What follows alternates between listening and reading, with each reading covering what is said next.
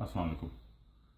وزیر خانہ صاحب نے عوام کے لیے ٹیکس ایمنسٹی اسکیم کا اعلان کیا ہے، جس کے تحت جس کے پاس کالا پیسہ ہے وہ اس کو وائٹ کر سکتا ہے اور بہت تھوڑے پیسے دے کے کر سکتا ہے، یعنی 25 کروڑ تک کا پیسہ صرف 1 لاکھ روپیہ دے کر وائٹ کیا جا سکتا ہے، یعنی 1% بھی نہیں۔ اس سے کیا ہوگا؟ اس سے یہی ہوگا کہ جو یہ پیسے اس ملک سے انہوں نے لوٹے، وہی پیسے یہ واپس اس ملک میں لائیں گے، یا جہاں پہ بھی انہوں نے پیسے لگائے ہوئے ہیں کسی کو شو کرنے کی ضرورت نہیں پڑے گی کہ جی وہ اس نے کمائے کیسے تھے۔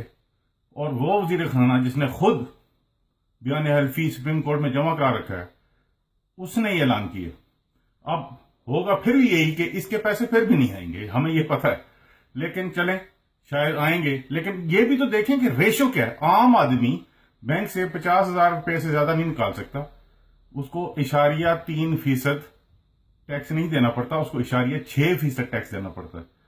لیکن جو زیادہ رقم والے لوگ ہیں وہ 2% کے حساب سے ٹیکس دیں گے۔ یعنی ہمارے وزیر خانہ صاحب کو یہ بھی نہیں پتا کہ ایک جیسے کم از کم اعلانات تو سب کے لیے کیا کریں۔ ایک طرف سے ٹیکس لے لیتے ہیں، ایک طرف سے دے دیتے ہیں، اور پاکستانی قوم کو بیوقوف بنایا ہوا ہے۔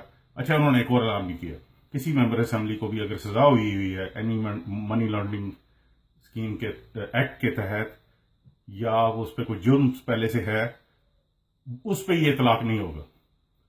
ان کو پتا ہے کہ کسی کو سزا ہی نہیں ہوئی، سزا تو تب ہوگی کہ سپریم کورٹ سزا دے گا۔ سزا کسی کو ہوئی نہیں، اور جس پہ ہوئی بھی ہے وہ کوئی ایسا غریب ایک آدھ کوئی ہوگا بھی، اس کو ہونا تو اسمبلی میں ہی نہیں چاہیے، لیکن اس کے لیے صرف لوگوں کو بیوقوف بنانے کے لیے انہوں نے یہ بھی کر دیے۔